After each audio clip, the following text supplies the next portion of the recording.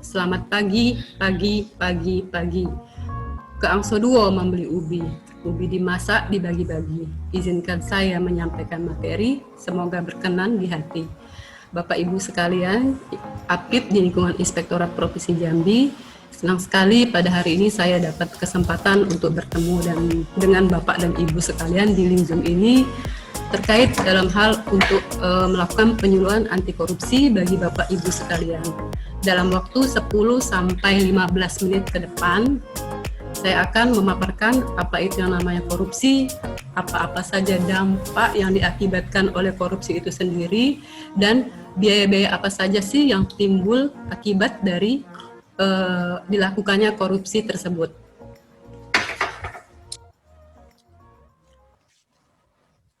Oh ya, sebelum memulai kegiatan penyuluhan anti korupsi ini, ada baiknya kita memulai kegiatan kita ini dengan berdoa. Berdoa dipersilakan.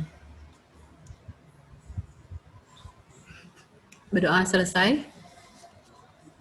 Selanjutnya saya akan menyampaikan paparan terkait apa itu korupsi, apa itu dampak-dampak korupsi, dan apa itu biaya-biaya sosial yang ditimbulkan dari dilakukannya korupsi tersebut.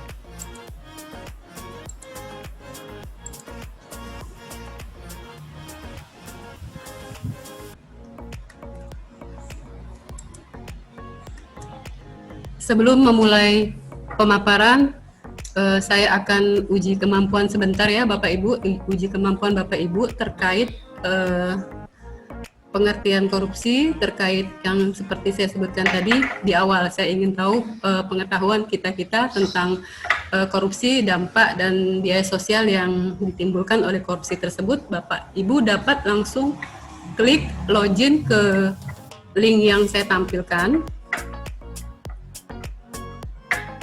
Saya mohon dapat diselesaikan dalam waktu 2 menit Bapak Ibu ya. Oke, selanjutnya. Di sini kita ingin tahu dulu apa itu yang dinamakan dengan korupsi.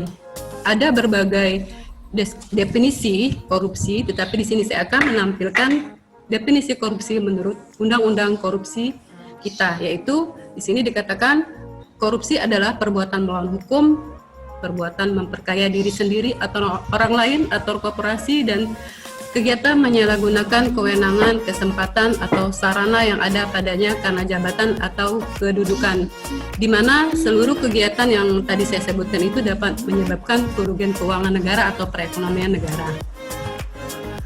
Ruang lingkup korupsi berdasar Undang-Undang Korupsi. Kalau menurut Undang-Undang Korupsi Nomor 31 Tahun 1999 Jo, Undang-Undang Nomor 20 Tahun 2001 ada 30 delik tindak pidana korupsi yang kemudian dikelompokkan menjadi 7 kelompok besar, yaitu 1. Kegiatan merugikan negara, kegiatan suap, kegiatan gratifikasi, kegiatan pemerasan, penggelapan dalam jabatan, perbuatan curang, dan konflik kepentingan. Di sini kita ingin tahu dulu nih, apa sih yang menyebabkan terjadinya korupsi. Di sini dikatakan penyebab korupsi disebabkan oleh faktor internal dan faktor eksternal. Faktor internal yaitu merupakan korupsi yang datang dari dalam diri pribadi. Kalau faktor eksternal adalah penyebab terjadinya korupsi karena sebab-sebab dari luar. Faktor internal terbagi lagi menjadi 2, yaitu aspek perilaku individu dan aspek sosial. Apa itu aspek perilaku individu? Yaitu sifat tamak dan rakus yang ada pada manusia. Moral yang kurang kuat, gaya hidup yang konsumtif. Kalau aspek sosial yaitu perilaku korup dapat terjadi karena dorongan perilaku keluarga. Berarti contoh misal seorang suami sebenarnya integritasnya sudah baik di kantor, tetapi karena mungkin mendapat rongrongan dari istri, karena sang istri bergaya hidup konsumtif, maka itu dapat mendorong suami untuk melakukan korupsi di kantornya. Nah, kalau faktor eksternal, Bapak Ibu, itu adalah terdiri dari aspek sikap masyarakat terhadap korupsi sendiri dan aspek ekonomi. Aspek sikap masyarakat itu seperti masyarakat kurang menyadari nih bahwa sebenarnya mereka lah korban utama dari korupsi itu sendiri. kemudian masyarakat kurang menyadari bahwa dirinya terlibat korupsi. Maksudnya apa nih? Maksudnya masyarakat tidak aware, masyarakat abai. Jadi disinilah yang mendorong juga sikap masyarakat ini menyebabkan terjadi korupsi. Kemudian yang ketiga, masyarakat kurang menyadari bahwa korupsi itu bisa dicegah. Korupsi bisa dicegah Bapak Ibu dengan cara misalnya masyarakat dapat kritis terhadap prasarana umum yang ada. Jadi di sini masyarakat juga sebenarnya mempunyai peran yang sangat besar terhadap kegiatan pemberantasan korupsi. Kalau aspek ekonomi yaitu pendapatan yang tidak mencukupi atau mungkin bisa dikatakan besar pasak daripada tiang. Dampak korupsi terhadap ekonomi dapat kita lihat bahwa di sini dikatakan menurut Transparansi Internasional Indonesia bahwa sekitar 30% sampai 40% dana itu menguap karena dikorupsi dan umumnya terjadi pada pengadaan barang dan jasa. Baik, tadi seperti di awal sudah saya sebutkan bahwa kita akan mengetahui dampak korupsi dari berbagai sektor. Kita lihat dampak masif korupsi terhadap ekonomi. Di sini dikatakan adanya penurunan produktivitas, lesunya pertumbuhan ekonomi dan investasi, kemudian meningkatnya hutang negara. Ya, Bapak Ibu, dengan adanya korupsi tentunya keuangan negara diambil nih oleh si pelaku korupsi atau koruptor tersebut. Dan untuk menutupi kekurangan itu kita selalu melakukan hutang keluar. Selanjutnya masih di bidang ekonomi, dampak masif dari korupsi yaitu rendahnya kualitas barang dan jasa untuk publik, kemudian menurunnya pendapatan dari sektor pajak. Oke, kemudian kita langsung ke dampak korupsi terhadap sosial dan kemiskinan. Di sini dikatakan bahwa praktek korupsi menciptakan ekonomi biaya yang tinggi yang akan membebankan pelaku ekonomi. Kondisi ekonomi biaya tinggi ini akan berimbas pada mahalnya harga jasa dan pelayanan publik. Dampak masif korupsi terhadap sosial kemiskinan di sini di slide kita bisa lihat karena menyebabkan mahalnya harga jasa dan pelayanan publik, kemudian solidaritas sosial semakin langka yang menyebabkan membuat sifat kebersamaan dan kegotong royongan yang selama ini menjadi budaya kita juga lama-kelamaan akan menjadi langka. Kemudian terbatasnya akses bagi masyarakat miskin. Pengentasan kemiskinan akan berjalan lambat karena keuangan negara banyak dikuras oleh koruptor, kemudian akan meningkatnya angka kriminalitas. Nah, sekarang kita melihat dampak korupsi terhadap birokrasi pemerintahan. Aparat hukum semestinya menyelesaikan masalah dengan adil tanpa adanya unsur pemihakan. Akan tetapi seringkali pada kenyataannya kita menemukan permasalahan bahwa terkadang yang benar menjadi salah dan yang salah akan menjadi benar. Kenapa? Karena integritas seringkali dikalahkan dengan penerimaan suap, iming-iming, gratifikasi atau apapun yang berusaha untuk memenangkan pihak yang salah. Dampak masif korupsi terhadap birokrasi pemerintahan dapat juga berimbas pada birokrasi yang tidak efisien, layanan publik, kemudian matinya etika sosial politik, runtuhnya otoritas pemerintahan. Kalau dampak korupsi terhadap politik dan demokrasi, di sini dikatakan konstituen didapatkan dan berjalan karena adanya suap yang diberikan oleh calon-calon pemimpin partai, bukan karena simpati atau percaya terhadap kemampuan dan kepemimpinannya. Yang selanjutnya, korupsi menyandera pemerintah akan menghasilkan konsekuensi yang membuatnya plutokrisasi, yaitu sistem politik yang dikuasai pemilik modal atau kapitalis.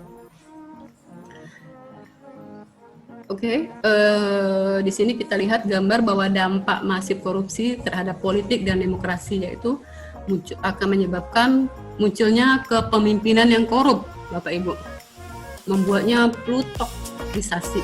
plutokrasi, kemudian hancurnya kedaulatan rakyat, mudahnya hilangnya kepercayaan masyarakat terhadap demokrasi.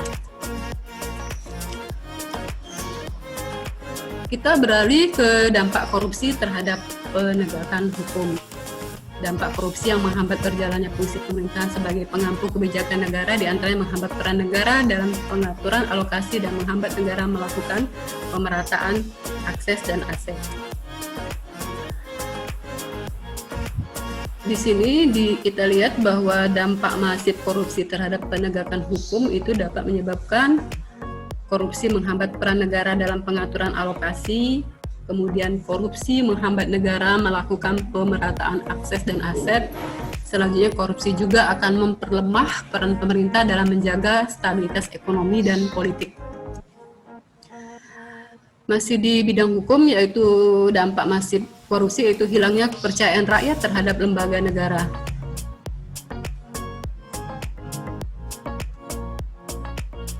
Nah, sekarang setelah kita mengetahui dampak-dampak apa saja sih akibat dilakukan korupsi, tentulah akan timbul pertanyaan bagi kita. Apakah hukuman tidak menjerakan koruptor? Karena kita lihat kegiatan korupsi yang dilakukan oleh para koruptor bukannya menurun, tapi kok semakin banyak kita dengar kejadian-kejadian tertangkapnya koruptor di berbagai daerah. Selama ini hukuman yang dikenakan kepada koruptor adalah hukuman finansial, yaitu adalah gabungan nilai hukuman denda, uang pengganti, dan perampasan barang bukti. Nah, kedepannya kita akan mengenakan biaya sosial kepada si koruptor itu sendiri. Jadi bukan hanya hukum finansial yang seperti disebutkan tadi, tetapi si koruptor juga harus menanggung biaya sosial yang diakibatkan oleh kegiatan dilakukannya itu, dalam hal ini kegiatan korupsi ya Bapak dan Ibu-ibu. Biaya sosial korupsi itu apa saja? Biaya sosial korupsi adalah biaya korupsi yang tercatat dan tidak tercatat. Jadi kalau misalnya biaya korupsi yang tercatat yaitu biaya murni yang mereka lakukan. Tetapi biaya yang tidak tercatat itu akibat-akibat dari kegiatan korupsi yang mereka lakukan itu, yang menyebabkan kerugian, berdampak multiplier efek terhadap lingkungan sekitar, itulah yang akan kita kenakan biaya sosialnya. Di flowchart bisa dilihat yaitu biaya sosial terdiri dari biaya eksplisit korupsi dan biaya implisit korupsi. Biaya eksplisit korupsi yaitu biaya antisipasi korupsi dan biaya reaksi korupsi, kemudian biaya akibat korupsi. Biaya implisit korupsi yaitu biaya akibat korupsi. Di sini dapat Bapak Ibu lihat penjelasannya bahwa kalau yang eksplisit yaitu nilai uang yang memang dikorupsi, baik itu dinikmati sendiri ataupun bukan, kerugian negara secara eksplisit. Kemudian kalau implisit yaitu opportunity cost akibat korupsi, termasuk beban cicilan bunga di masa datang yang timbul akibat korupsi di masa lalu. Perbedaan multiplier ekonomi kondisi tanpa korupsi dengan kondisi jika terdapat korupsi. Itu tadi seperti disebut Bapak Ibu, beban-beban multiplier ekonomi yang disebabkan oleh korupsi itu sendiri.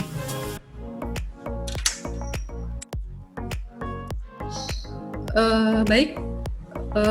Tadi sudah saya jelaskan tentang apa itu korupsi, dampak-dampak apa saja yang terjadi akibat kegiatan korupsi, kemudian biaya-biaya sosial korupsi.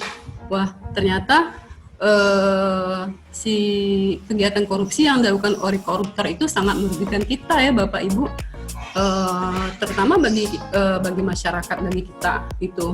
Karena dengan uang negara dicuri, tentulah yang seharusnya uang tersebut dipergunakan untuk membangun sarana prasarana, untuk meningkatkan kesehatan, meningkatkan pendidikan masyarakat, terkorup oleh mereka. Jadi relevansinya dengan biaya sosial sangat wajar sekali kalau seandainya mereka tidak hanya dikenakan